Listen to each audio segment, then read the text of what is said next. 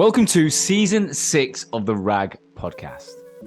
Now, for those of you who don't know, the RAG stands for Recruitment Agency Growth, and this show has been around since early 2019. And every week, we are obsessed with finding out how the world's most successful and innovative recruitment agencies and their founders have got to where they are today. In Season 6, alongside the founder's story and the inside information of that business, I also want to focus on the reality of today's economy. There is so much noise about this inevitable recession that we find ourselves in right now. And where it's going to go, is it really having an impact on the recruitment sector? Are they seeing any change in job flow? Are they seeing any change in candidate control or activity? What is going on? I want to find out. So every single week, I want to forget the propaganda, forget the noise. I'm going to speak to a real life recruitment owner and find out what is going on in their business. I will bring it to you every single Wednesday from 12 o'clock across multiple platforms. Stay tuned.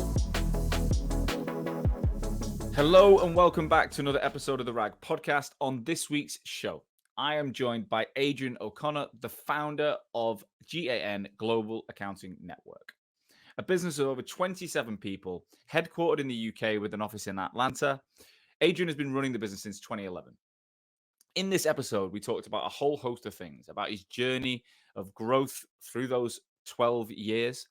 We talked about how he has built a remote-first culture and how he personally now lives in Lisbon in Portugal and runs the business globally from there.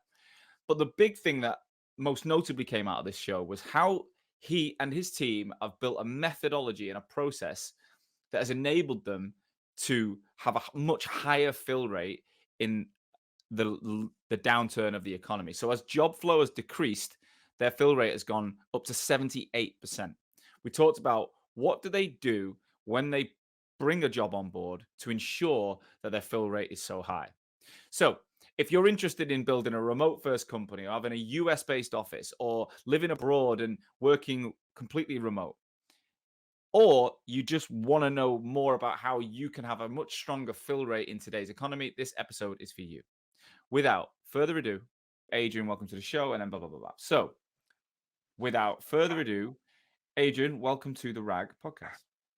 Thank you very much. Great to be here. It's a pleasure. You look like you're in some form of log cabin right now. Tell me, where are you, Adrian? What's going on? I am in the loft of my home. We live just outside of Lisbon in a place called Cascais. And so it's sort of a Mediterranean style house that seems to have a log cabin in the roof. Yeah, or like a yoga studio. I went to Spain, Alicante, on a yoga retreat. What a trip that was. If anyone wants to know, I'll tell them where it is. And everything looked like that. Everything was that wooden, log cabin, relaxing. It looks like an uber zen spot you're sat in right now. It's pretty chilled. I've had a few clients ask if I'm interviewing them from the sauna. Gladly I'm not. But no, it's a really nice spot. We're about, let's say, 30 minutes from Lisbon, 15 minutes from the beach. It's a nice place to live. But you're not Portuguese, right? No Portuguese connection at all. Do you speak Portuguese now? I'm learning very slowly. Yeah, it's tricky. But if you live in there, you'll get it, won't you? You'll pick it up. Well, my kids are speaking it, so I need to learn in order to be able to understand what they're plotting against me. Yeah. What about your wife? Does she speak it? She's learning as well. Right. So it's a bit of competition between she and I as to who's going to get there first. The kids can plot against both of you then at the minute. Exactly. And they'll just get it like that, right? They will literally just get it like that. Yeah. School. Well, they speak it in school, so they're learning it because they're going to bilingual schools. And it's not just about learning the words. It's, from what I know of Portuguese, it's the way it's spoken. Like I used to live with a guy from Madeira at uni, and Nuno Alessandre de Xera de Jesus da Açafrão. What a name! Good name, great name, strong name. But I remember how nasal it was when he spoke. Like it was like you have to kind of almost use a different part of your mouth and your nose to speak Portuguese, I think. Yeah, there's lots of owl type sounds, which I haven't quite got right yet. You'll be able to tell that from the way I just did it. But yeah, it's quite a difficult one, and there's lots of different clauses and genders and tenses, and it's tough. Yeah. You'll get it, mate. You'll get it. Well, look, thanks for coming on the show, Adrian. We've known each other a few years, but I've never told. I want to find out more about the story. So you are obviously a recruitment founder.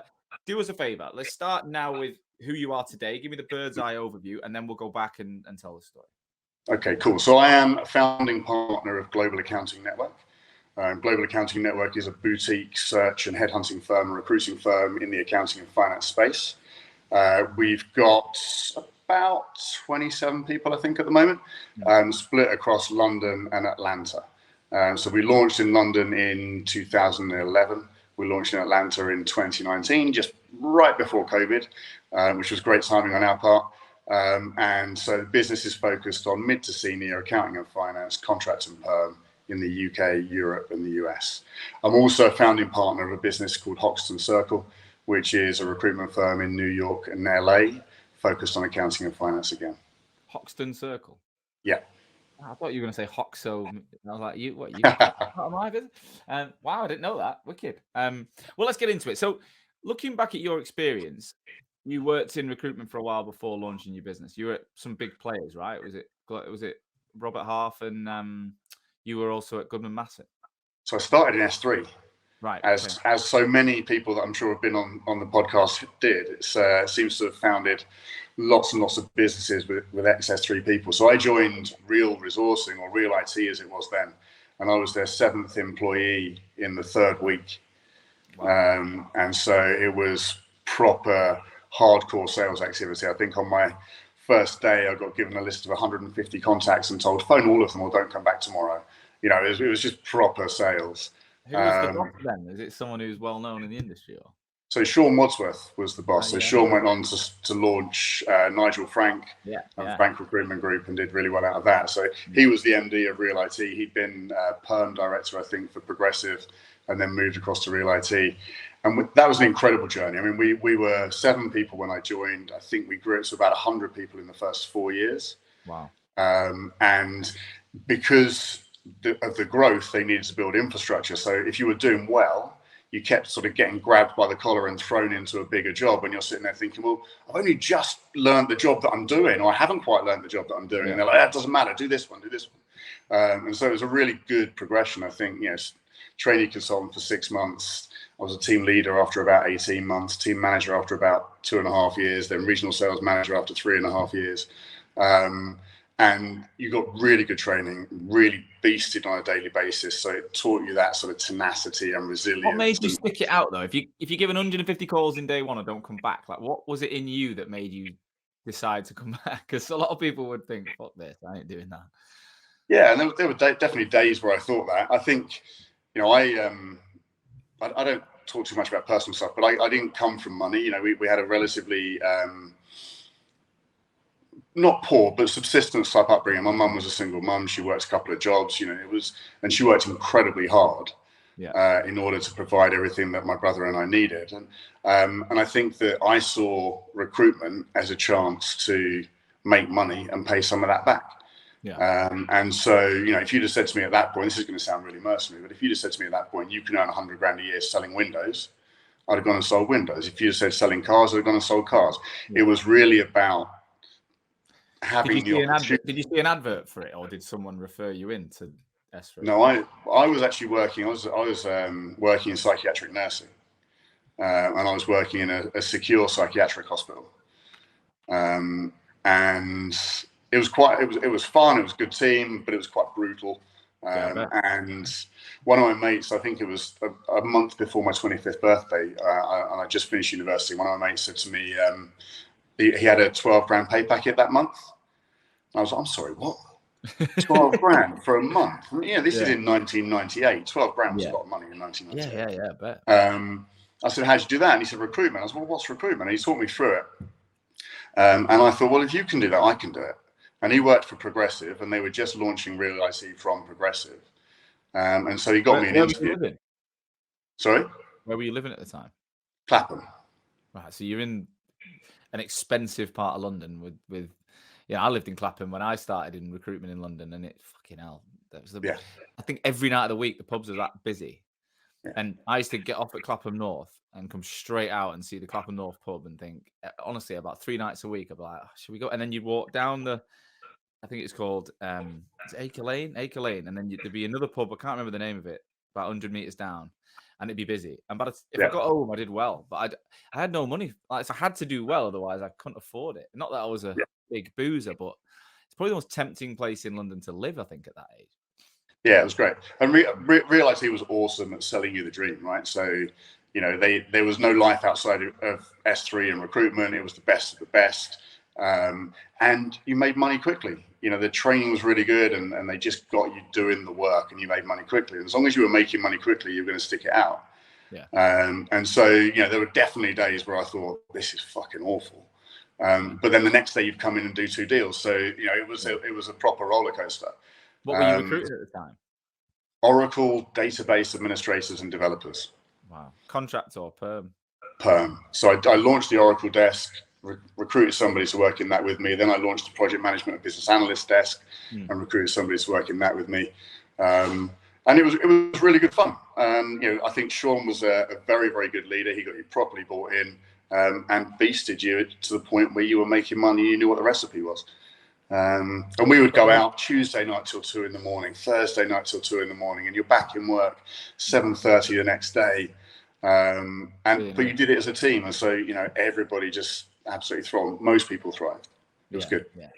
And what made you leave there eventually?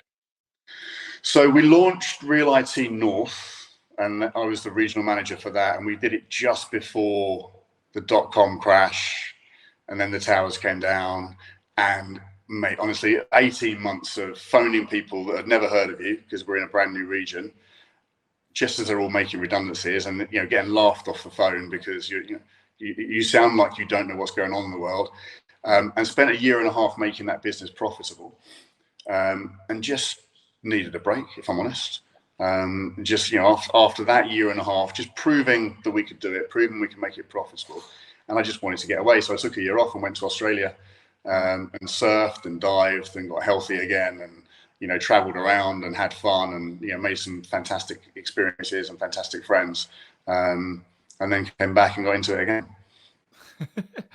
So you moved around a couple of places before launching your business. Without going into all the jobs, I guess, what was it about the different roles that made you eventually decide you were going to start your own? I think I got to the point where I was unemployable.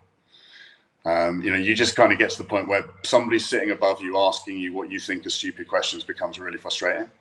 Yeah. And they know you know the answer, you know the answer, but you're still having to go through this rigmarole of answering stupid questions every week or month, and that frustrated me. I think having been, I led a decent sized team in Robert Half. I think I got up to like 60 people, and that was a great business. I really had fun there. But you'd get these sort of messages from the US going, hey, we're doing this globally now. And you're looking at it thinking, no, come on, we're really not. That's not going to work in London. And just the point of not having control over things like that got frustrating. And Dave and I that launched Global, we were frustrated with the way that sort of big corporates just put KPIs in place for KPI's sake that negatively impact the staff, the candidates, and the clients. But you've got to show that you're hitting them, just because that's the sort of corporate message. And we figured we can do better than this.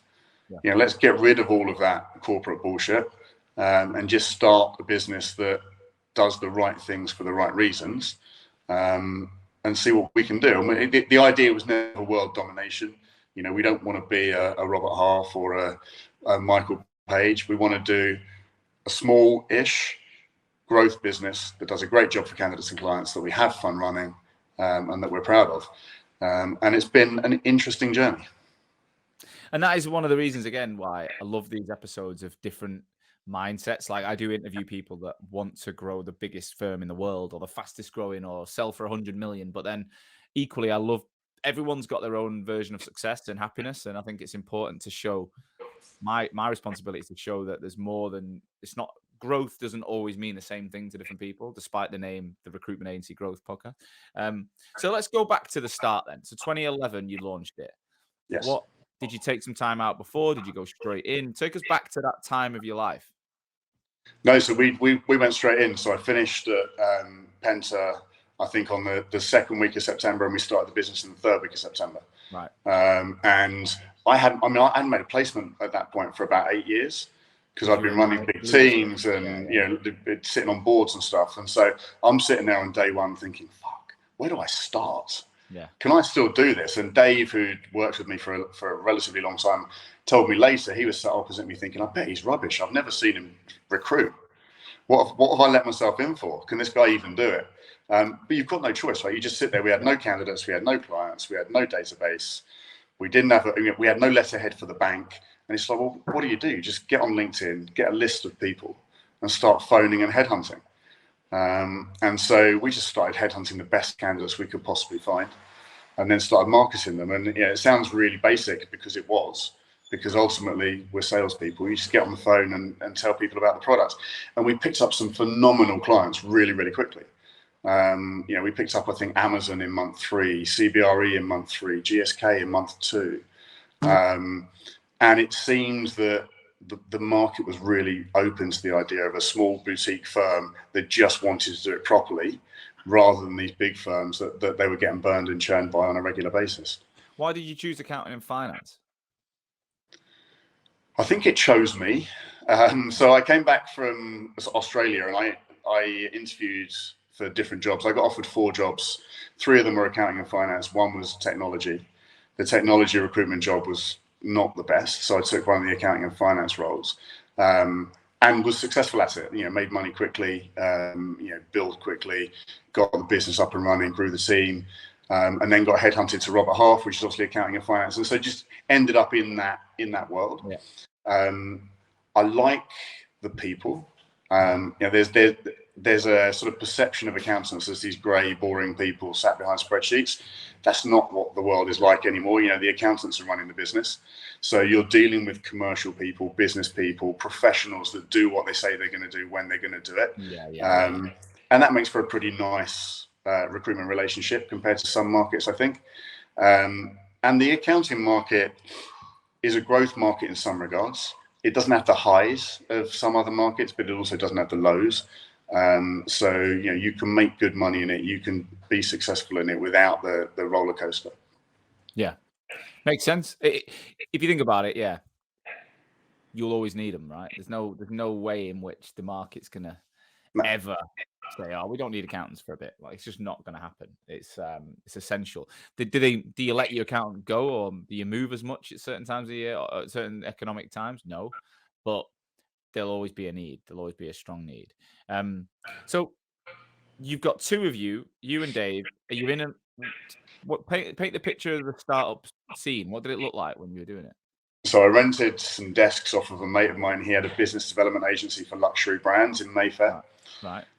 So he had about 16 people, very posh, very professional, very well spoken, doing luxury brand stuff. And there's me and Dave and this other guy in the corner, just on our feet selling. And it wasn't exactly a symbiotic relationship. They were looking down their noses at us because we were making loads of noise and selling. And so we were just like, look, this is our corner. Let's just make as much noise as we can, sell as much as we can. And so we were just on our feet, just pitching, booking meetings. And I think the exciting part at the start is that whatever it becomes is what you're building. There is no preconceived ideas of you in the marketplace. Your candidate proposition can be what you want it to be. Your client proposition can be what you want it to be. And you can really build that message as much as you want to, which I'm sure you've done with your business as well, right? You are creating that, and that's really exciting. Every win is a massive win. You book a meeting with a client. Once you're established, you're still pleased to book a meeting, but at the start, that's a massive win. So it's really, really exciting at the start. And we were in the office early, we were working all day selling, and then running the business in the evening. You're doing all of the bits that you're not good at, the bookkeeping and the invoicing and the administration, all that sort of stuff, in the evenings, because you're not paying somebody else to do that because there's no money coming in yet. Did you tell us about your life outside of work at that time? Like, obviously now you've got kids, you live in Lisbon. What was your life like then? I think I was single. Can't remember. And I was, I had no commitments. I could take 6 months without wages.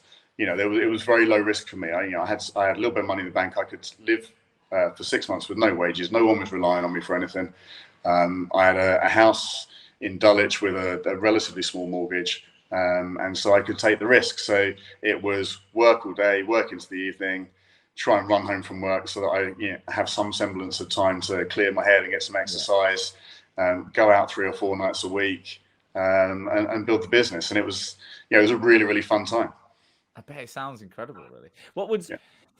what was going through your mind when you were starting up, and like you say, you've not billed for 8 years? Because I think this is a common thing, right? This is really common that I've met so many founders that I think it's partly why I was probably a little bit why I ended up taking a different route from recruitment to marketing was probably for a while I was thinking I hadn't billed. It was only a year and a half, but I hadn't billed for a year and a half, and I was like, Yeah. do I really want to do it again? Can I do it again? Like, there's daft questions that go through your mind. But what was it going through your mind, and how did you snap out of it? I've got no choice. I've got no money coming in. It's a great motivator to sit there and think, well, I've gone into business with Dave. I've hired somebody else. They're reliant upon me to do this. I've just got to do it. And ultimately, I am a salesperson, and even when I wasn't billing, I was still going on client meetings. I was still winning client relationships, and doing lots of sales training. So the actual process of it is relatively straightforward. Recruitment is not a cerebral job particularly. No. It's a process job. It's a recipe job, and if you're a good salesperson, then I think you can make money. And I am a good salesperson. It sounds like arrogant to say that, but I enjoy the sales part. I've put a lot of thought into how you sell recruitment and how you make people feel good about what you're bringing them. And so that part was relatively easy.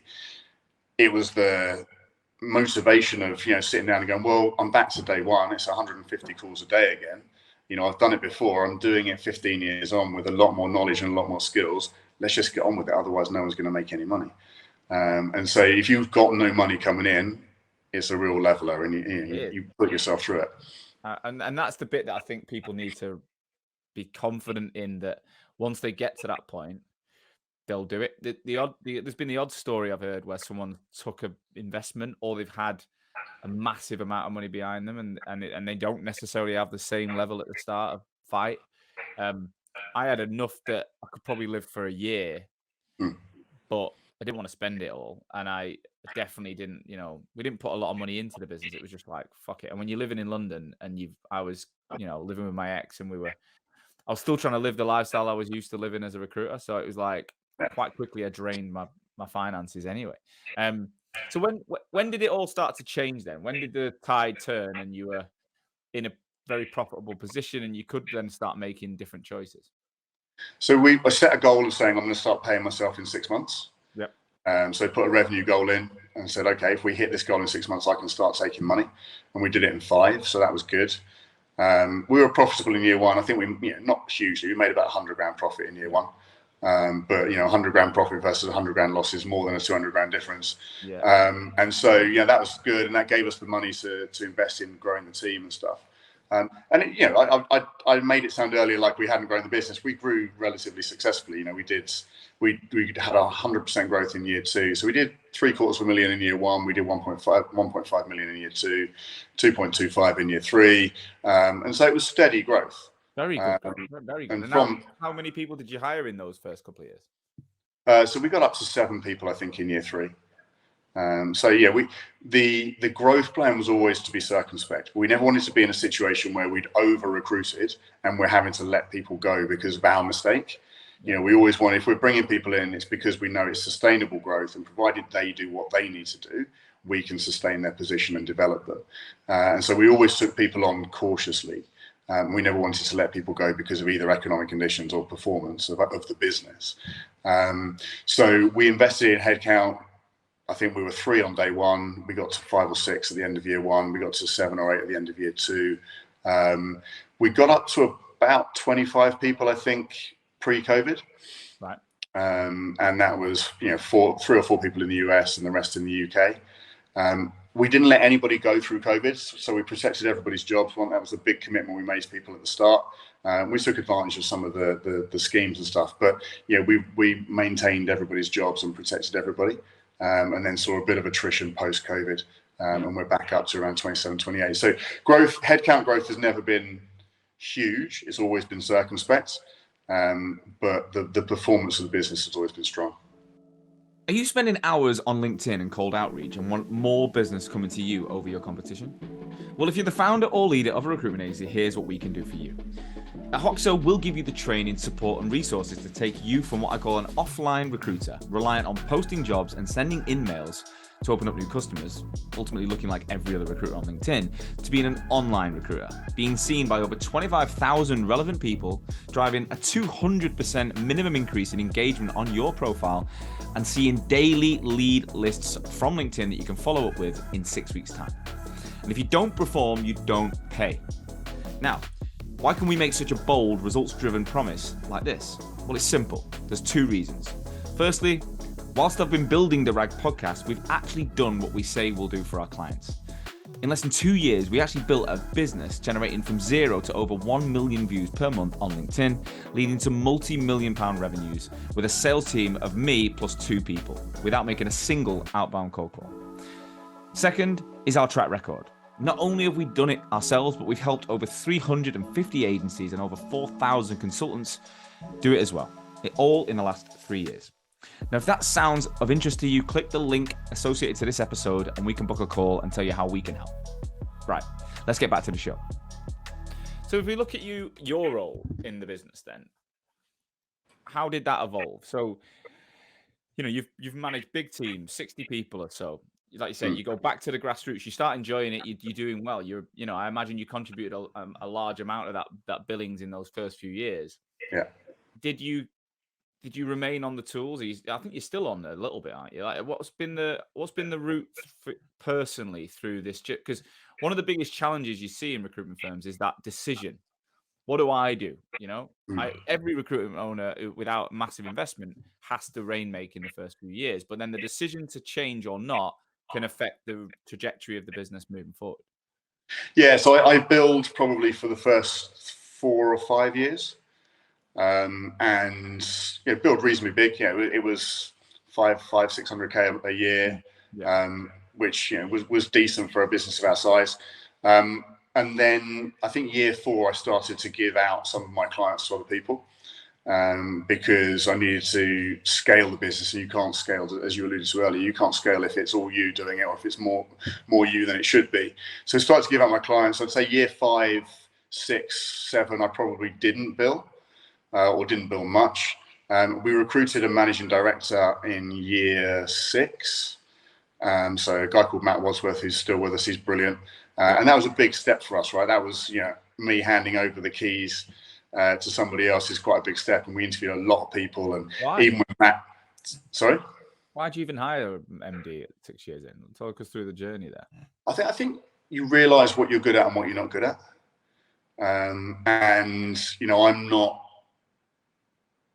I'm not the management person. I don't manage process very well. I don't manage detail very well. I'm a salesperson. I love the strategy side. I love the people side. And so I wanted somebody who complemented that side of my skill set with the bits that I'm not good at. What about Dave, the guy you hired, who started it with you? Is he still at this point? Dave's still here. Dave's and Dave's, again, brilliant. He's a sales guy. He loves recruitment. He's the most energetic, passionate, active guy in recruitment. He's fearless. He'll phone anyone about anything. But I'm not speaking out of turn when I say he is not a manager of people, and he has no desire to. What were the symptoms then? So let's go to that, like year 5, 6 then. Tell us, how many people did you have, and what were the symptoms that perhaps you weren't? I mean, yourself, but you have been a 60-person team leader, so you've done it. So what are the symptoms that made you realize that maybe you should focus in a different area and bring someone in to take over this part of the job? So I think you get to a point where the business is too big to not have processes, so to not have robust, strong processes. And the idea of being the person that implements those processes, puts the checks and balances in place, does the management meetings that checks up, that's not me. I know I'm not going to do it. I could do it, but I probably wouldn't do it very well. And I certainly wouldn't enjoy doing it. And, if you go back to the team when I had 60 people, within those 60 people, I had 5 senior managers. And the senior managers would be the people doing the checks and balances and doing the bits that that's not me. No. I'd much rather be driving the strategy, standing up in front of everybody and communicating the messages and doing all of that stuff, not the person that sat in a meeting and implementing processes. And so we were at a stage where if we were going to grow further, we needed clear, well executed, well managed processes that the idea of doing it just filled me with dread. And so you know what you're good at, you know what you're not. You want to scale. When you say the business is too big, again, what are the symptoms? How do you know what? Because some people haven't got to this point yet. So what's going on in the business that tells you that we're dropping the ball here, or we need to change? Things are not quite where we need to be. So when there's a handful of you, you all know basically how each other works. You all know basically everything that's going on in the business, and you can do really well. As you get beyond that point, then you need proper processes. You need, and someone new joins, you need to be able to give them a manual and go, everybody works in this way. This is the recipe. This is how everybody works. When this happens, and we didn't have that. And so you bring in new people, and they're not getting up to speed quickly enough because they can't look left, look right, and go, hey, okay. And they, so they have to learn. It takes them longer to learn. It's more hand holding, and clients and candidates are not necessarily getting the consistent experience that you would want because things aren't being done in a consistent way. And we don't want to take that too far. We don't want to hire a load of automatons and just sit there and have them work a recipe. We want entrepreneurship. We want autonomy. But at the same time, we need processes. And so when that started to creak, there were two choices. It's either I get my head down, develop these processes, and start to implement them and really tightly manage the delivery of those things, or I get somebody else to do it. And so Matt is brilliant. He is entrepreneurial. He does have the flair, but he really enjoys the process side. He really enjoys all of that implementation piece. And so bringing him in to complement what I do was really, really useful. And so bringing him in, I didn't recruit for a couple of years because I was helping him get up to speed. We were doing a lot of planning and a lot of growth strategy, and I was focused on training and development of new people and building out the client base and stuff. But then when we launched the US, I got back on the tools again. And so that potentially that was an error on my part looking back, because we probably should have recruited somebody in the US to do that. But in fact, what we did was launch it from here. Sorry to interject. So again, because you've not got this necessarily massive plan when you start, right? But you did call it Global Accounting Network, which is kind of big picture thinking, right? You didn't call it like Bromley Accounting Network. You called it, so you got a big mindset. Why did you launch in the US? And we're looking at 2018, 17. You're probably starting to think about it. You launched in 19. What was why were you thinking of that? So we wanted to go into some growth markets, some less congested markets. There were at that time fewer recruitment companies in the US than there are in the UK. It still is now, yeah.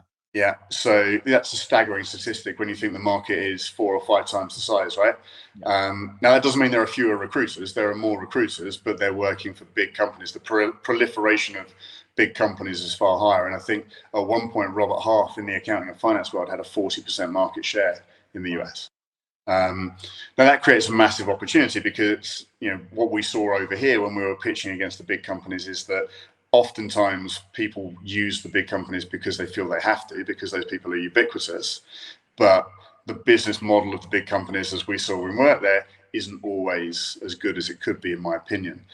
So we saw it as an opportunity to launch a boutique firm and solve some of those problems again.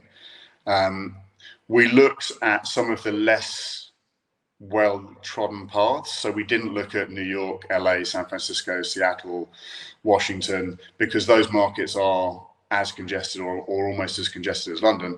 We thought, there's loads of money in some of these secondary markets and there's much less competition. If we're going to invest £1, where can we invest that £1 to get a better return? London's expensive, it's congested, it's a bit of a Me Too industry at times in London. So we looked at the US, margins are higher. And so we looked at Atlanta, Nashville, Austin, Houston, Dallas, Charlotte, and Raleigh, because we wanted to look exclusively across the South, and settled on Atlanta. Right, beautiful place, I believe. I've flown in a few times, but never actually got out of the airport in Atlanta. The world's busiest and most efficient airport is what they tell you while you're waiting an hour for your bag. I know. It's a cool city, so it's quite neighborhood driven. You need to know which parts of it you want to go to. But it's got a really cool atmosphere to it. We put the office in a big converted warehouse. The first 2 floors of restaurants and bars and shops. The rest are offices and apartments. So it was quite in line with our office in Borough Market at the time. And so it's quite brand aligned, and it's some really cool people working there. So you personally launched that yourself, did you say? Like that was your job? Yeah. So I think looking back, we potentially would have done it differently. We probably would have hired somebody in the US to do it. But the feeling at the time was that you're not going to hire somebody who's going to be as passionate about it, as motivated by it as you are. And Matt had a really good handle on the UK business and continues to do so. So it freed me up to do that. And you moved out to Atlanta, did you? No, so we started.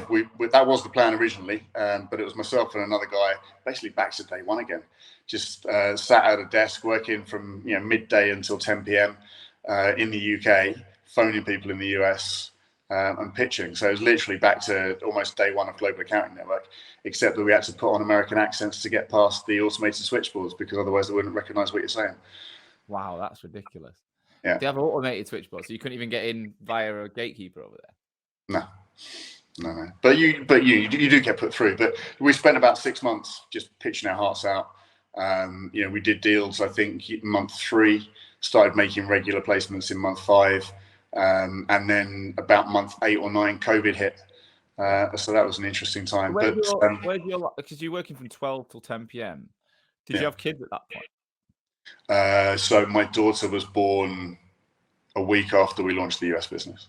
Right. So how on earth do you manage that?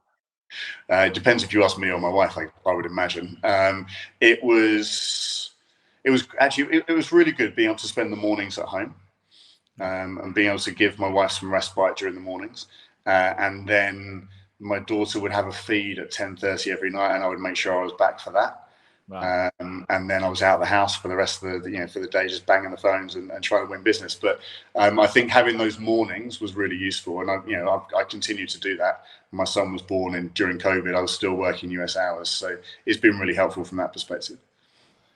Yeah, I suppose at the end of the day, as long as you're there for a part of the day, and I mean, I've got my first child coming in September. So congratulations. Thanks, mate. Yeah, I've got 2 stepkids now, 8 and 9, and nearly 10, which is a different challenge. Yeah. But it's having a baby is going to be bonkers for me. And I'm already thinking about the kind of strategy to how I support, but also stay on the tools and carry on with I don't want to drop the ball at work, but I also want to be there and be present. I think working from home helps. That it's funny. My office now is the nursery, so in like. My garage is being converted as we speak into my office. It'll be done in a couple of weeks, and then we'll start building the nursery in here. And then but the good thing is I'll have separation, because right now I was on a call at 7 a.m. in Australia today, and the kids are like arguing about who's in the shower, and it's just distracting as hell. And then at 3:34, because we're only 10 minutes from the school, 5 minutes in a car, they burst in the house at 20 to 4. And it's like, what we eating, what we doing, running around, dogs go crazy. And it's really hard to keep that momentum.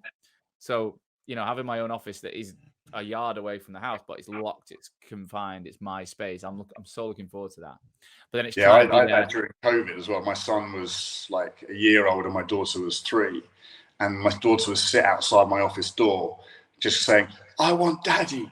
I want daddy. And I'm on a Zoom call pitching for business. And, it's people got used to it, I think, during COVID, but having that separation is really important. And I've taken a little service office here, which I work in most days, just to continue that separation. Do you think it rests on the strength of the partnership with your wife or your husband, right? It's like, if they believe in you and they give you and they understand it. Like, I've been communicating to my wife consistently over the last 6 months about, how I want to do what I'm going to do when it's born. So I don't think there'll be any surprises of me being out there for a certain amount of hours, but coming in and helping at different things. I think it's when you don't have that support or the communication strategy, you could really get that wrong. Yeah, I think she was great. I mean, my wife's very, very understanding. Otherwise, I don't think it would work. But I think it was she was always very understanding of the work stuff. It was when I left in the morning to go to the gym as well, and that was probably a bit less popular. Yeah, I think having the mornings, particularly when the kids aren't in school, like when they're at nursery age or pre-nursery, being at home in the mornings is much more useful because working late doesn't matter because they're asleep in bed. Yeah. So Yeah. it worked really well and continues to do so. And I was really lucky because I got to spend extra time with them that most dads don't get. If you're at work from 8 in the morning till 7 at night, you miss the whole day with your kids, whereas I was getting the mornings with them every day. So you launched in the US, it's starting to make money. You get to month 8 or so, and then the world fucking falls apart, right? And at this point, are you traveling over to Atlanta regularly, or were you? Yeah. Yeah, I was doing about 50-50. So 2 weeks a month in Atlanta, 2 weeks a month in the UK. We got visas and we were intending to move out there, but we only ever wanted to be there for 3 years so the kids could be schooled in Europe. And so COVID really screwed that because you couldn't move during COVID. And it meant that by the time COVID finished, we were like, well, there's no point in going now because we won't be back in time for the kids to be in school. How did the business evolve? How did the business? So imagine going into COVID, you had a 5-day a week in. Did you say in Borough Market you had an office? Yeah. So how did the business react to that? So we were fortunate in that we were already set up for remote working. We didn't do it, but everyone had the setup. So when we were forced to do it, it was a really easy move. I got COVID right at the start. I was skiing in Val d'Isère and came back with COVID at the end of February 2020. And my wife was 5 months pregnant, and I managed to come back, spent an hour in the house just getting a bag together to go and check into an Airbnb, and managed to give her COVID as well. So I was already unpopular for the boys' ski trip. Then I gave her COVID, and I wasn't there because I was in an Airbnb. And going through all of that at the same time, I was wondering what the fuck is going to happen with the business, because no one knew how bad this was going to be. You're still going to have a business in 6 months' time. What's it going to look like? Is your business predominantly perm, I'd imagine? It's about 60-40 in favor of perm, yeah. Yeah. So going into a pandemic with perm being dominant, it's even more worrying, right? Because there could be no revenue or very little amount of revenue coming in. There could be no revenue. You might struggle to collect your cash. And that's probably the biggest risk, is that for your perm revenue and your contract revenues, there's a big book of outstanding debt there. I think we had somewhere approaching $1 million in outstanding debt that suddenly no one wants to pay you, because everyone's holding on to their cash. And every conversation you have with one of your clients is like, well, we're tight on cash at the moment. We're asking people to bear with us. So, well, I want to bear with you, but if I bear with everybody, I won't be able to pay for my business. And so you're having those conversations. So the big first thing was make sure we're on top of collecting cash, and we've got good processes there. Make sure that we're shoring up our client relationships. And so I'm sat in an Airbnb with COVID, working hours and hours with Matt to get all of this stuff in place, because no one knew how bad it was going to be. And at the same time, trying to sell in the US and trying to make sure that we're still pushing the business forward. So did you have to come and get more involved in the UK business at that point, I imagine, just from a strategic and tactical perspective? So, like I said, Matt is all over that UK business at that time. So, he did day to day, he was running it, and he continued to do a brilliant job. But he and I worked together on what were the tactics for protecting the business, defending the business through COVID. And so I wanted, he was still very, very, very focused on helping the sales guys get out and win more business and getting their processes right. And then he and I would work on how do we shore up the business, and what measures do we need to put in place in order to make sure that we're protecting everybody's jobs and protecting the company. And then how did you see performance? Obviously, I mean, everyone saw a dip and then a bit of a hockey stick, but how did it unfold for you? It was a tale of two halves. So the UK business fared really well, I think, through COVID. So I think the market went backwards by upward of 40%, and we went backward by 12%. Right. And that was off the back of a really good year the prior year. And I think that was, it was fucking tough. I don't want to make it sound easy. The team worked incredibly hard, and they did really, really well. The US, it just kind of stopped initially. We didn't have the strength and depth of relationships. And the hardest thing through that time was picking up a new client and transacting with them. Because, in those circumstances, everyone that's left at the desk is really good, because all of the companies have got rid of the people that weren't so good. So all of your competition is their best people. They're all really hungry to protect their relationships. They're all defending their relationships like crazy. And you're pitching going, well, I know you don't know me, but you should probably give me some business now. And so, winning a new business and transacting with them quickly was really tough.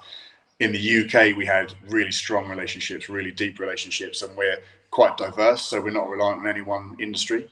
Yeah. So the team were able to fare pretty well through COVID, and we saw some strong performances. In the US, it was a struggle. And was it still just a couple of you, or did you have a team to support in the US? There were 3 of us, right? And so we continued to do deals, but probably 1 or 2 a month rather than what we used to. So we did enough to keep the lights on, and then that picked up towards the end of 2020 in the US, and we were able to hire a couple of extra people. And 2021 was a bounce back year, as it was for everybody. And when did you look at launching the office in Atlanta? Was that 21? No, so we already had an office over there in late 2020, and we had 1 person on the ground in the US. We grew that to 2 people on the ground in the US just before COVID, and so we had people over there, but they were new, and so new people trying to make money in COVID was just nigh on impossible.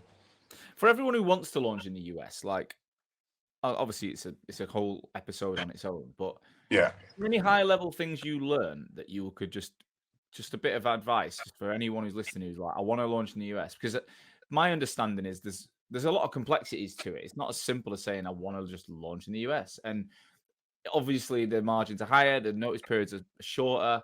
There's not as many recruiters. We know all these. Everyone seems to know that, is just why it's this kind of golden bullet. But there is still an element of challenge, and you need to know what any advice you could give people that they just, even if it's just to check that out or think about that.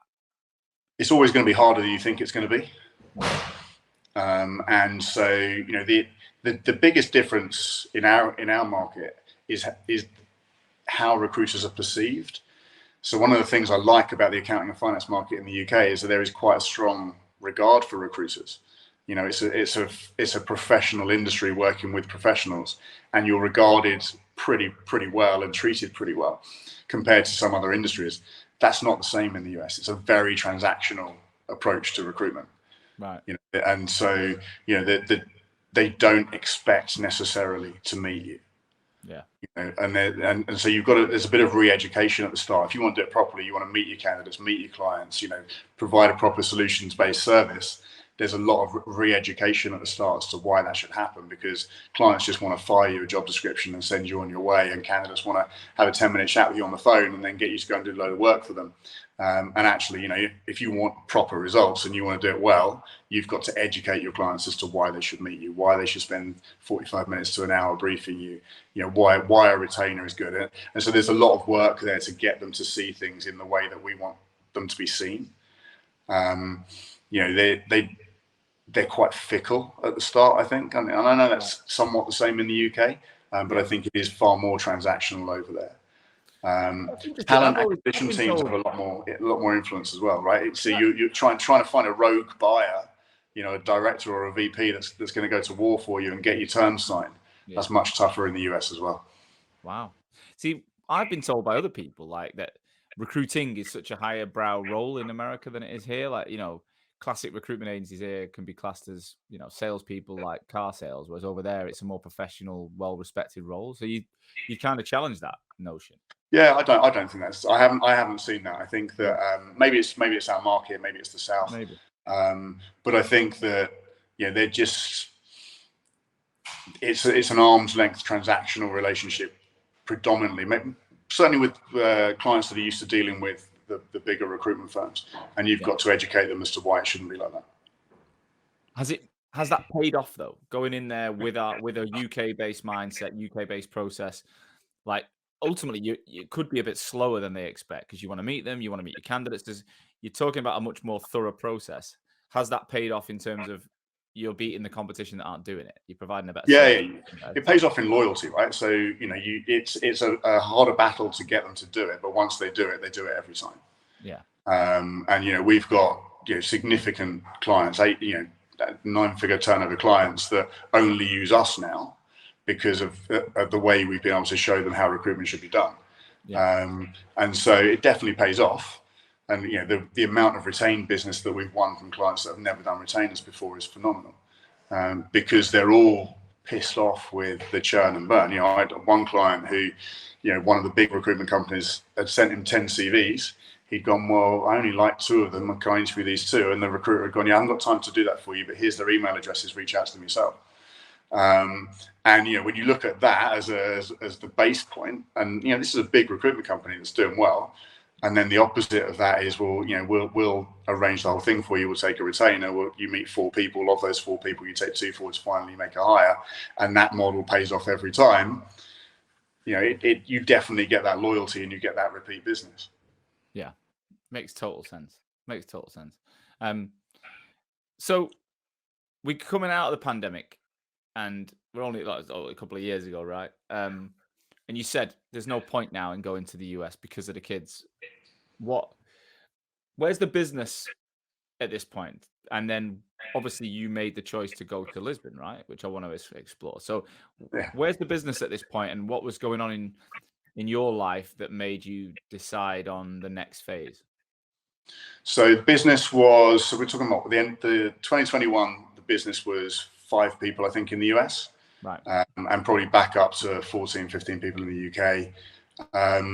We were doing well. Revenue was good, profit was good. The UK business was seeing growth. The US business was seeing growth, but the US business was too heavily reliant upon me. So we're kind of in the US business, we're back to where we were 2014, 15 in the UK, right? I'm doing 500 or 600 grand a year.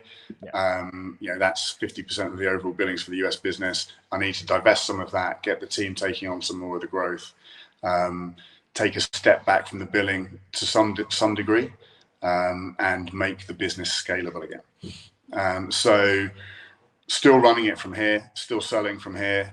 But at that point, I'm probably only selling to 3 or 4 clients myself, and they're clients that use us because of me. And I'm still doing 500 or 600 grand, but it's just with 3 or 4 clients. Start to give out the rest of my clients to other people so that they can see some growth as well, and recruit some headcount. And then about the end of 2021, promoted Matt to look after the US as MD of UK and US as well, so that I could focus on the business rather than in the business. So say that again. So you promoted Matt to look over the US as well? Yeah. Right. So what was he showing that made you believe he could take that on? So he built his infrastructure in the UK really well. So we've got good leadership in the UK business reporting into Matt, which gives him the ability to step away from that a little bit. He needs to be less hands-on in that. And then for the US business to scale, well, we're in the same position we were in the UK business when we recruited him, right? We need the processes, we need all the bits that I hadn't done. So you're basically brilliant at getting it going, and then you want. Yeah, I mean, the way I think Matt described it is, I have the ideas and get things off the ground, and then he, makes them good. So, I definitely, I love the ideas, I love the strategy, I love the planning, I love getting things off the ground. I'm happy to get on the phone and sell and lead by example. Yeah. As soon as it becomes about, putting structure and stuff in place, I'm like, no, let me launch the next thing. Yeah. It's a really healthy relationship, though. It's a really healthy. And where does Dave sit? Is he still in that UK business billing? What's Dave's role? Yeah, so Dave's like I said to you before, he's the most enthusiastic, most active, most positive man in recruitment. He did 300 grand in Q1. Wow. On a perm desk, which is just phenomenal. And the guy is just a machine. And he's a great sounding board. He's on the board. He sits in the board meetings. He looks at things totally differently from me, which is always why he and I have bounced off each other really well. And so he's a great third partner with Matt and I. That's amazing. And you are, like you say, you are very different. So you bring Matt in. What can you remember when it was that Matt took over that US business? End of 2021, I think. Right. So then you've had what? Best part of just over a year and a half, 18 months or so. Yeah. So then when did you go to Portugal, and how did you make that decision? We came here a year ago. And you know what? We were in the office pre-COVID. We were in the office, 8:30 till 6:30 every day, and then in the pub and whatever. And it was a very traditional approach to recruitment. And then through COVID, we're all remote. I was the only person going into the office at all. And and I think it worked. We were successful. We were billing, and people were happy. Came out of COVID, and everyone could go back to the office. And we were in a board meeting one day, and we're like, all right, so how do we get people back to the office? We've got to get people back to the office. And one of our non-execs looked up and went, why? Yeah. I was like, well, what do you mean, why? Well, why do you want to get people back to the office? We're making money, everyone's happy, staff retention is good, blah, blah, blah. Why do you want? And the only reason we could think of was traditional thinking. It was just how we'd always done it and it would always work. So let's go back to doing it. And so we said, well, fuck it, let's not do it. Let's trial this remote thing and see if we can be a remote first business. And 2021 was a great year, fully remote. 2022 was a great year, fully remote. And so, you know, people go into the office. We've taken a much smaller space now in a WeWork, and people go in as they choose. And most people are in 2 or 3 days a week, but we're totally flexible about it. And that gave me the freedom, because ultimately I didn't need to be in the office either. We didn't want to be in London anymore. 2 tiny children. We wanted to be somewhere outside of town. Couldn't work out anywhere in the UK we wanted to be. One of my mates lives here. Came over to visit him for a weekend last February and went, fuck it, let's move to Portugal. And so we moved in April. Did you need to think, because of Brexit, have you got to get visas or? Yeah, so we had to get visas initially, then residency. So I've got my residency. We're waiting for the family. It's called family reunification. So my wife and children haven't got theirs yet, which is not a bone of contention at all. But so it was complicated. It took a bit of investment, but it's a great life. And I'm very fortunate in the business to have a load of really, really good people that take ownership, and that we can all work remotely. Here's a message from our newest sponsor in 2023, the Recruit Hub. Are you thinking about starting a recruitment business in the UK or the USA? If you've thought about it, if you've got any desire to start a recruitment business in the future, or you might have just started up and you think, am I doing it right? Then you can download a startup blueprint and access key information. Information relating to funding. How much money do you actually need and what are your options? Knowing where you stand. What is your non-compete, and do you have any restrictions you really need to consider? Do you need a co-founder? What do you need to know about going alone, going with someone else? How to automate your way to billing faster. Business planning basics, things like what is a business plan and how do you write one? And then how do you come up with a name and build a brand? Now, if you are interested in taking this document, our newest sponsor are giving it away for free. They are called Recruit Hub, and you can get it at recruit-hub.com/startup-blueprint. The link to this message is in the show notes. So go away, get that free information, and see if you're capable of starting a new business, or the business you've just started, is it set up for success? Let me know. So when you say all remotely then, when it comes to like onboarding new people and hiring talent, I think that is probably the biggest reason people go back to the office. I would imagine it's getting those early stage recruiters up and ramping them up.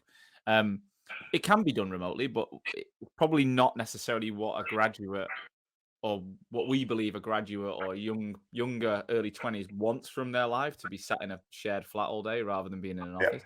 So like, what's your approach to that? Because I think that's the biggest area of challenge with a remote business. I've got my own approach within Hoxo as well. So we're pretty flexible on it, because Matt likes going into the office. Elliot, who runs part of the business, likes going into the office, and so people can go in as and when needed. And as I say, most people are in 2 or 3 days a week. So when someone new joins, it can be a fairly intense in-office piece at the start. I tend to do my bits of training and induction remotely, but Matt's in the office a lot and will do stuff face to face. But we're inducting people in the US as well, so we have to do that remotely sometimes too. So we've implemented pretty good processes and pretty good training and development remotely. And it can be, if someone's relatively junior, we can sit for an afternoon with Teams open while they're making their calls and do the same listening and coaching that we would do if we were sat next to them in an office. So there's lots of things that we can do as workarounds to provide that training and induction and coaching. I think that we have to be a bit more deliberate with the social side. So it's not like it used to be at 2 o'clock on a Friday. We've had a brilliant week, guys, let's all just go to the pub. You have to be more deliberate with that. But that can also mean that you do more varied things, and it can mean that there's more choice in what people do, rather than it just always being the same pub round the corner, followed by the same club or whatever. But I'm nearly 50 years old. I don't know if I want to be falling out of work into a pub every day and going to a club. So, it's given me a bit of respite from that, and it means the stuff that we can do can be a bit more varied. In terms of the US now, so you say are they similar? They got like WeWork access and work from home or whatever. Yeah, so the US business, we're in an Industrious, which is like an upmarket WeWork. Right. And they come and go again. Some people are in the office every day, some go in once a week or whatever. And it just works. People are happy, staff retention's really good, and performance is strong.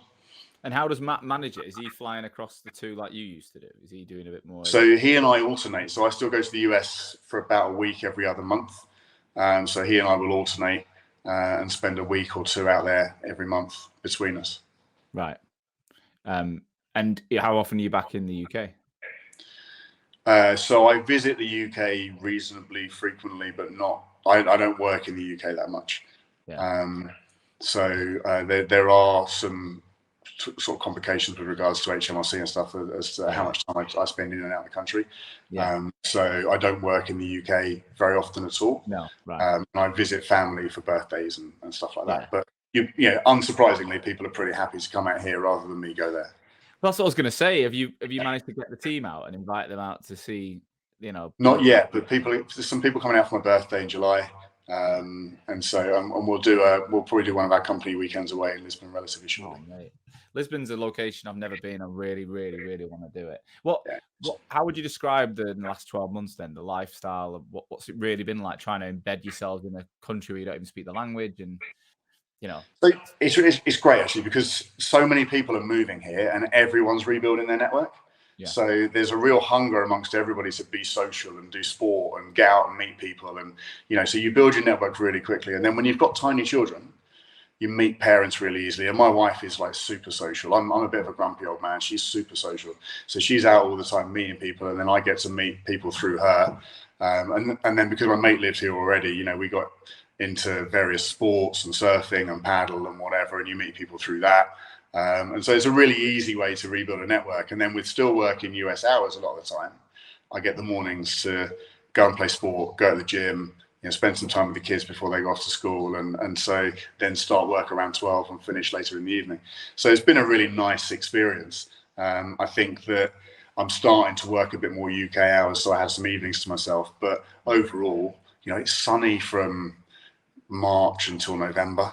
That you can be in the sea from April to September, October. It's just a really lovely lifestyle. What about cost-wise? How does it compare to London? So a couple of bits and pieces are more expensive. Just like the amount of expats coming in, flooding the market means that property is pretty expensive. Yeah. Cars are ridiculously expensive because Portugal taxes them to death. Right. So, to replace the car that you have in London over here would be twice as expensive. Other than that, it's pretty cheap. Yeah. It's considerably. We've got 3 people in our business living in Portugal, from Portugal. So I want to get myself out. I mean, I've been to Portugal, but I want to get myself out there to see them as well. What I love about what you said it from the very beginning. You never had the ambition to be a Robert Half. Like it was never part of the journey to do that. But you have built a global business with that. I believe it kind of fits around not only your lifestyle, but your personality and your aspiration. Like it seems to be like you've created something that suits you and is allowing you to live a life that you truly want. Yeah, I think to some extent I fitted my life into the business for a long time as well. And so the first 5 or 6 years you live to work. That's all you're doing. Yeah. So to come out of the back of that and have really good people in place that gives me that flexibility, I think I'm really lucky. I think some of that has been by design, some of that has been, by luck or sort of amorphous, but it's all about having the right people in the right places to enable everybody to live the life that they want. And I think that, we're a very flexible, entrepreneurial, autonomous company and people can fit in around their lives. We just hired somebody who's got a 9-month-old baby, and she's balancing having that baby, working, being remote, coming into the office. And it's really lovely as a business owner to be able to provide that level of flexibility and autonomy, because I think that's what modern life is about, and that's what people want from their careers. We have lost people that wanted to be in an office all day and wanted the camaraderie and the social side that brings, but I think we balance that out by being able to bring in really, really good people that want the other side of that. we do want to grow the business. We're looking at other locations, other territories. We're looking at what's next. We launched a data science and data engineering division about a year ago, so we're looking to grow that on. So there is growth in the pipeline, and there is growth plans, and that's, as we've established, that's the bit that I really enjoy, is getting those startups going. But it still has to fit within the values of what we're doing. So two questions I've got for you to finish is, what is the current economic impact on your business today? Like, how are you finding things? And then I want to talk about the future. So, we are now Q2 2023, early May. I think we both agreed offline that we had an amazing quarter in Q1, and then it's been a bit slower. And I'm hearing similar things across the board. So what are you seeing from a bird's eye perspective across your business at the moment?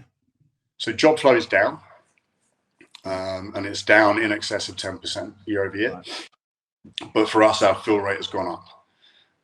So our fill rate went up from 63% to 78%. So even though our job flow went down, our fill rate more than compensated for that. So the net result was similar, or if not as good. Yeah. So and I think we did a lot more retained business, and so we've adapted our model to try and make more from less. So if the market's turning, and look, we're a business of 25, 26 people, right? So the UK recruitment market is 60 billion. Yeah. Regardless of market conditions, there's more than enough for us. Yeah. If we do the right things, do them well, do them every day, we will continue to make money. And that's how we sort of always look at it. You have to adapt somewhat to market conditions, but the market is always big enough for us. Yeah, there's always enough out there. And that's the right attitude to have. That is the right attitude to have. I think if you listen to too much external noise, it can just cloud your judgment and make you fear shit that you can only control your own day and what you do each day. Recruitment's not a cerebral job, as I said earlier, right? You know the recipe, you know the things that you need to do to make you successful.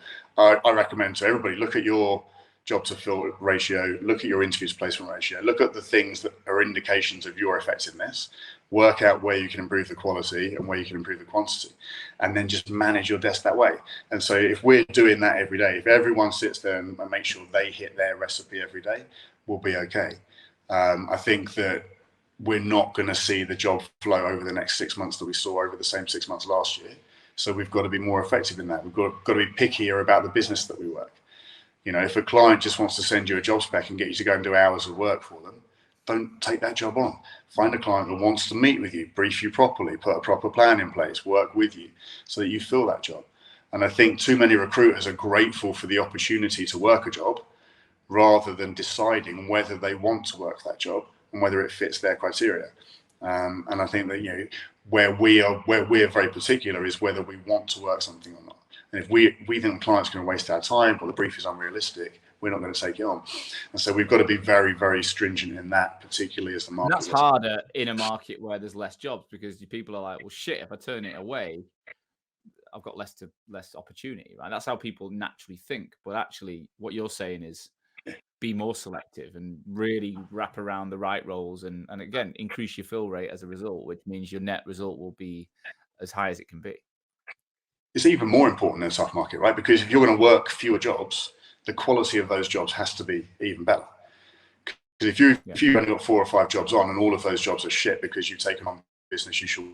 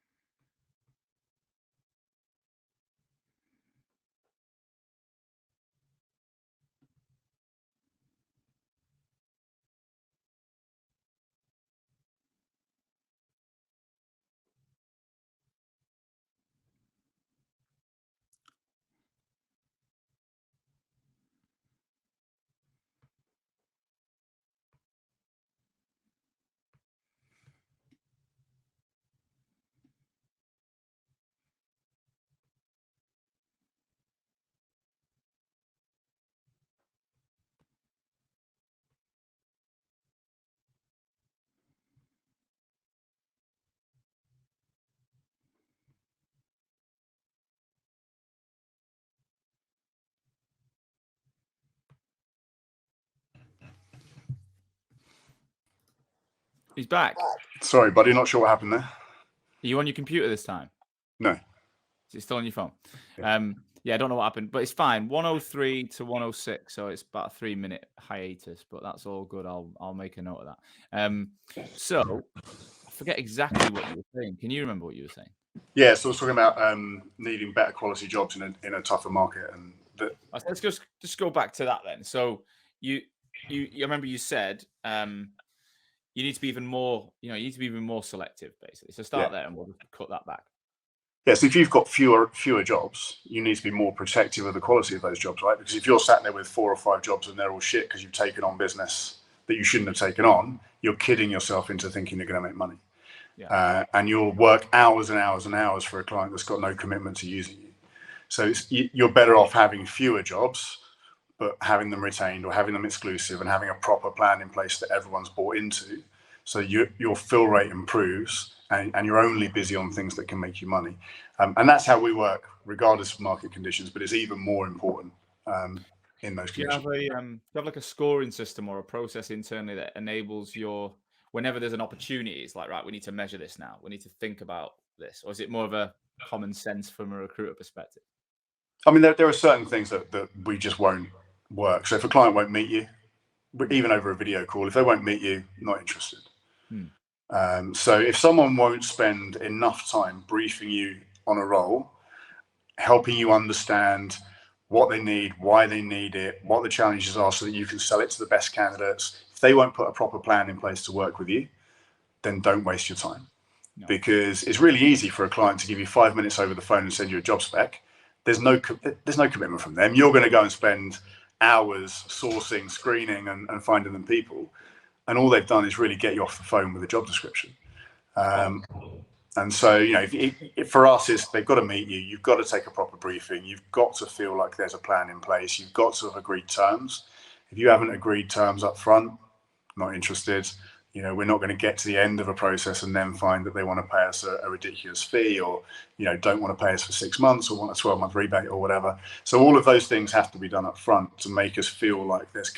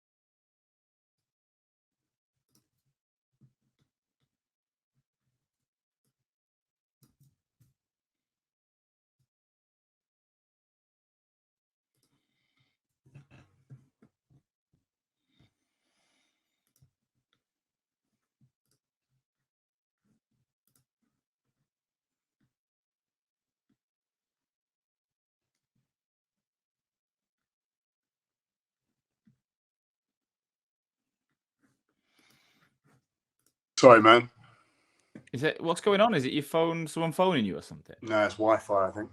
Is it? Oh shit. Well, look, I'll don't worry, I can edit this out. So you said you were talking about like the people, all the processes, and that's cool. And then there was a logical bit. It cut you off halfway through, but I'll just edit about 3 or 4 words before at the natural break, right? So I'm going to finish off with a final question now, so we don't have to drag it too much further.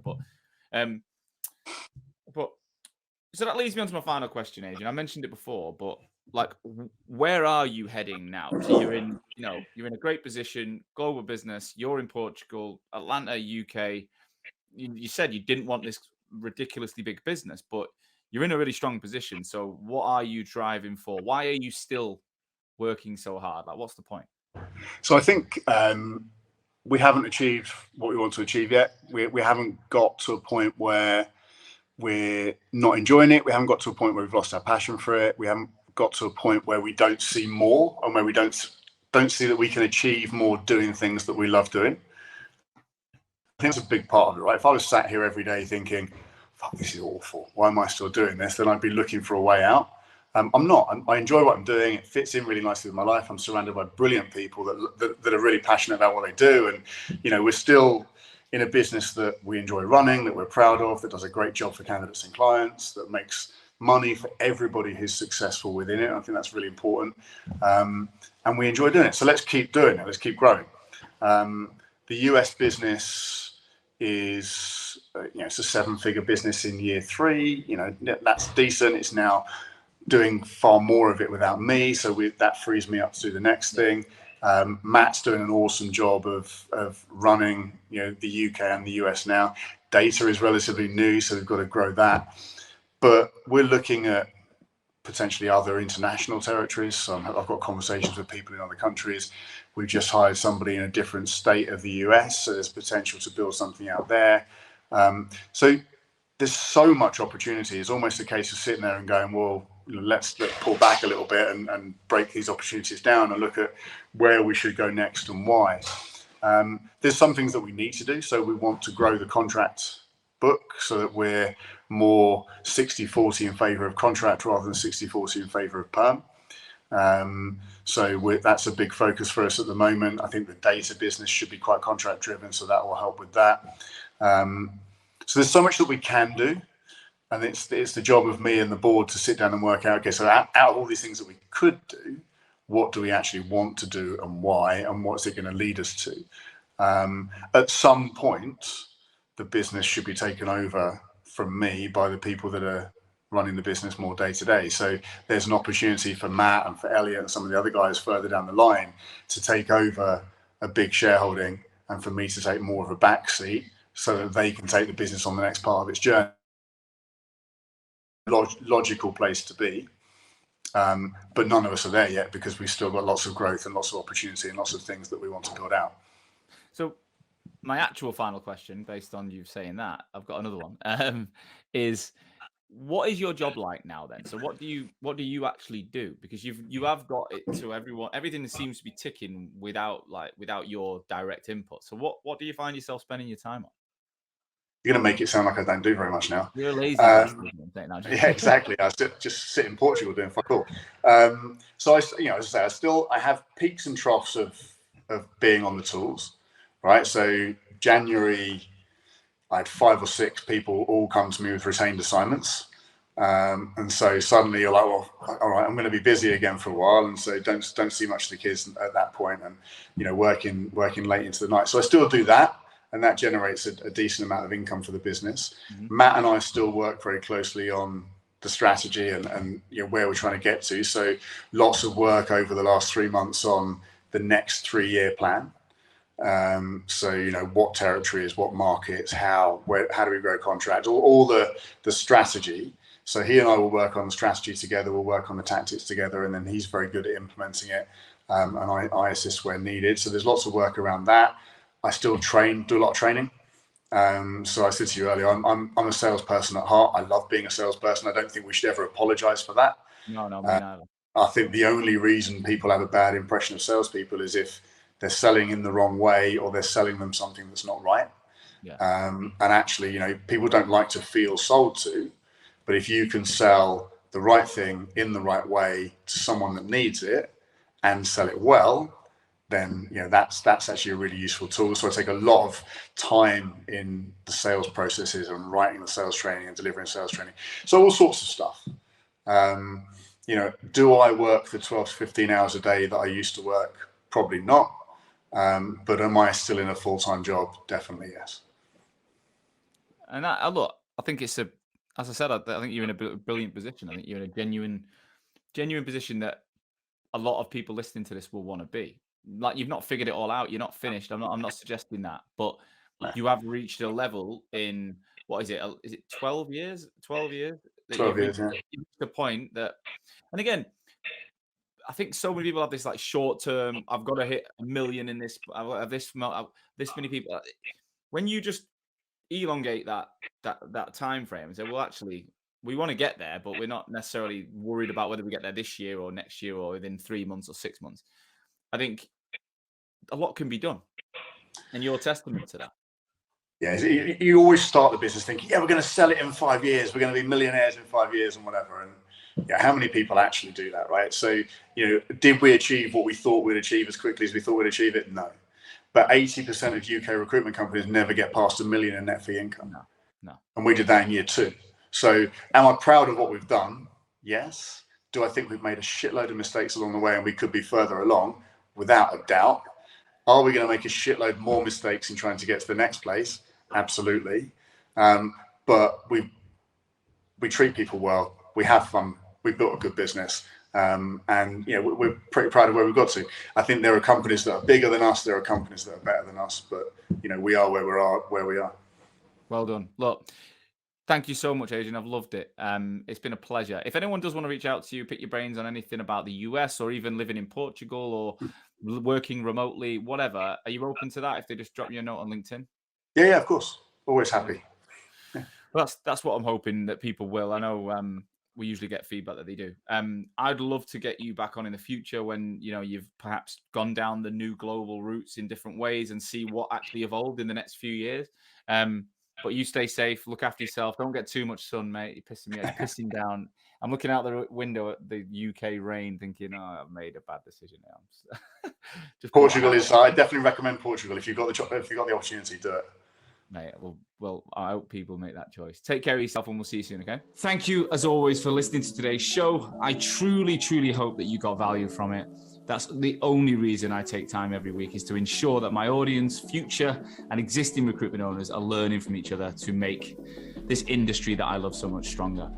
Today's episode was brought to you by Hoxo Media. I am the CEO and founder of Hoxo Media, and we are the world's leading content marketing and personal branding agency for recruitment businesses specifically. So we are working with over 200 agencies and 2,000 recruiters right now, both managing the brands, producing content, building written, video, podcast content for niche recruitment agencies all over the world, as well as coaching at a desk level individual recruiters in your businesses how to be better on LinkedIn. That's how to brand themselves. That's how to produce content. That's how to use the opportunity on LinkedIn to get traffic to their profiles and turn that into business. We're coaching people all over the world every single day. If any of that sounds of interest, please do visit www.hoxomedia.com or drop me, Sean Anderson, a personal message on LinkedIn. I would love to talk to you. I'll see you soon.